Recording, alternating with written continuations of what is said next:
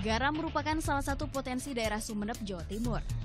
Warga di sini bahkan punya pepatah. Siapa bilang rasa garam itu asin? Jika sekali panen menghasilkan bertonton garam, garam itu akan terasa manis. Iklim tropis dengan suhu rata-rata 26,9 derajat Celcius dan curah hujan yang tergolong rendah yakni 88 hari per tahun, menjadikan daerah ini salah satu lumbung garam. Kabupaten Sumeneb ini masuk 1 dari 10 wilayah penghasil garam terbaik di Indonesia. Dan untuk hasilkan garam terbaik, dibutuhkan proses yang panjang untuk para petaninya. Assalamualaikum warahmatullahi wabarakatuh. Perkenalkan, nama saya Muhammad Syafi'in, NIM 152. Untuk kesempatan kali ini saya akan menjelaskan materi mengenai komoditas garam untuk memenuhi mata kuliah agribisnis tanaman pangan dan non pangan. Untuk lebih jelasnya simak video ini. Oke. Adapun pokok bahasan yang akan dibahas dalam materi ini yaitu yang pertama pengertian komoditas garam, yang kedua potensi komoditas garam, yang ketiga kondisi komoditas garam, yang keempat permasalahan komoditas garam, dan yang kelima regulasi pemerintah atau kebijakan dalam menangani permasalahan komoditas garam tersebut. Pembahasan pertama yaitu pengertian komoditas garam. Dalam ilmu kimia, garam adalah senyawa ionik yang terdiri dari ion positif dan ion negatif sehingga membentuk senyawa netral atau tanpa bermuatan. Garam terbentuk dari hasil reaksi asam dan basa. Garam ini merupakan salah satu pelengkap kebutuhan bahan pangan dan merupakan sumber elektrolit bagi tubuh manusia. Pembahasan selanjutnya yaitu potensi komoditas garam. Di Indonesia, garam digunakan bukan hanya untuk konsumsi langsung rumah tangga sebagai salah satu kebutuhan pokok dan juga untuk kebutuhan diet. Garam juga banyak digunakan untuk industri meliputi industri kimia, industri aneka pangan, industri farmasi, industri perminyakan, dan juga untuk industri penyamakan kulit. Maksudnya di sini Indonesia itu memproduksi dua jenis garam. Yang pertama itu garam untuk konsumsi dan yang kedua yaitu untuk industri. Madura menyimpan potensi lahan garam terbesar di Indonesia yang mencapai 15.000 hektar lahan garam. Indonesia yang memiliki garis pantai terbesar kedua di dunia, akan tetapi produksi garamnya masih sangat rendah. Menteri Riset Teknologi dan Pendidikan Tinggi Muhammad Nasir mengungkapkan, dari Aceh tercatat yang hanya memiliki lahan garam 11.000, Jawa Tengah 6.000 hektar hingga Papua. Namun ada satu kabupaten yang memiliki lahan garam terbesar di Indonesia, yakni Madura. Berikut ini adalah grafik mengenai luas tambak garam di Madura. Sebagaimana yang kita lihat bahwa luas tambak garam yang ada di Kabupaten Sampang itu sebanyak 4.200 hektar. Yang kedua Sumeneb yaitu sebanyak 1.414 hektar. Dan yang ketiga yaitu Pamekasan sebanyak 888 hektar.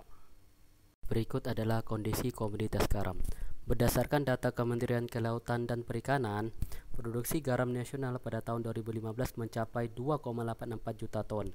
Sebanyak 2,5 juta ton diproduksi oleh garam rakyat yang digunakan untuk memenuhi kebutuhan garam konsumsi, dan sisanya berupa garam industri yang diproduksi PT. Di sisi lain, akibat peningkatan jumlah penduduk dan industri, kebutuhan garam nasional dari tahun ke tahun semakin meningkat. Dari hanya 2, juta ton pada tahun 2007 meningkat menjadi 3,75 juta ton pada tahun 2015. Dari jumlah tersebut, 647,6 ribu ton atau 17,3% merupakan kebutuhan garam konsumsi dan 3,1 juta ton atau 82,7% merupakan garam industri. Ironisnya, kebutuhan industri yang memerlukan garam dengan kualitas tinggi yaitu dengan kandungan NaCl lebih dari 95 atau mencapai 61,5%. Selanjutnya yaitu permasalahan komoditas garam. Di sini permasalahan yaitu ada dua. Yang pertama, pemanfaatan lahan garam potensial belum 100% dari total 68.754,16 hektar. Yang kedua yaitu Indonesia masih impor garam, di mana harga garam impor itu lebih murah. Pembahasan terakhir yaitu regulasi pemerintah atau kebijakan-kebijakan dari pemerintah untuk mengatasi permasalahan komoditas garam tersebut. Yang pertama itu pemerintah berencana mendirikan Institut Garam di Pamekasan, Madura. Tujuan dari mendirikan institut tersebut yaitu untuk meningkatkan kualitas produksi garam serta sebagai lembaga yang nantinya akan bergerak dalam melakukan penelitian peningkatan kualitas petani garam di Madura sendiri. Yang kedua yaitu impor garam. Nah, di sini mengapa sih Indonesia masih mengimpor garam, sedangkan di Indonesia sendiri ada pabrik untuk memproduksi garam? Jawabannya di sini adalah itu ternyata ada beberapa latar belakang yang membuat pemerintah memutuskan untuk mengimpor garam. Pertama, Indonesia memang memiliki garis pantai yang panjang, namun sayangnya tidak semua pantas bisa dijadikan lahan garam. Dari 99,93 km garis pantai di Indonesia, hanya sekitar 250 km kuadrat yang bisa digunakan menjadi lahan garam.